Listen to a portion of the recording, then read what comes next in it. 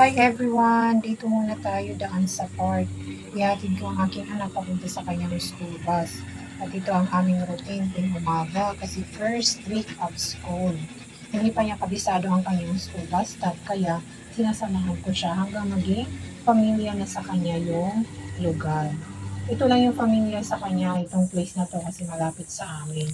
Pero paglampas nito, hindi na niya kabisado at medyo malayo-layo pang nilalakad niya. Mga 15 minutes pa mula sa bahay hanggang doon.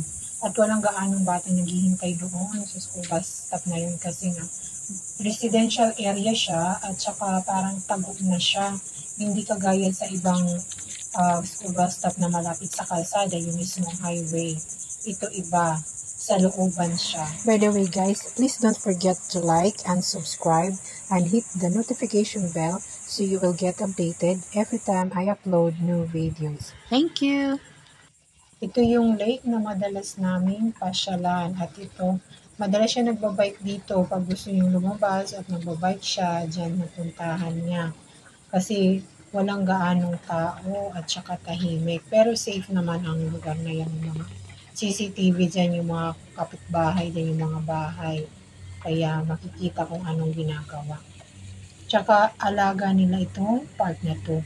Bagong cut and trim yung mga grass kakatapos ang nilang mag-trim. Kaya napakaganda niya tingnan. Napaka-relaxing ng view na to. Yung lake na to, man-made lake ito. Napakalaki nito. Tsaka mayroon yung mga isda dyan na malalaki at mga ulang at iba pang klaseng isda. May tilapia silang nahuli nung nakaraan. At may mga naminingit din dyan. Ito yung mga egret, yung mga ibon at saka yung mga ducks. May mga bagong maliliit na naman ngayon na pato.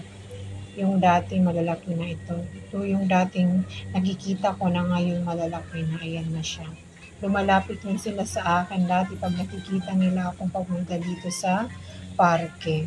Akala kasi nila may dala akong pagkain. Pero wala, hindi ako nagdadala ng pagkain. Kasi may mga pagkain naman dyan sa lake na nakukuha sila kasi sa Ghana yan siya. Sa iba't ibang klase cute ng puppy. isda. Ay, may cute na aso. Yun, naglalakad siya. Yung kanyang amo na una sa kanya. Maraming nag-walking dito pag umaga. Pagdating ng alas 6 yan, nag-walking sila, exercise nila araw-araw. Natutuwa lang akong panoorin ang mga pato na to at saka iba't ibang klase ng ibon, plus yung mga huni ng kuliglig at iba-iba pang klase ng insekto. Pauwi na ako guys.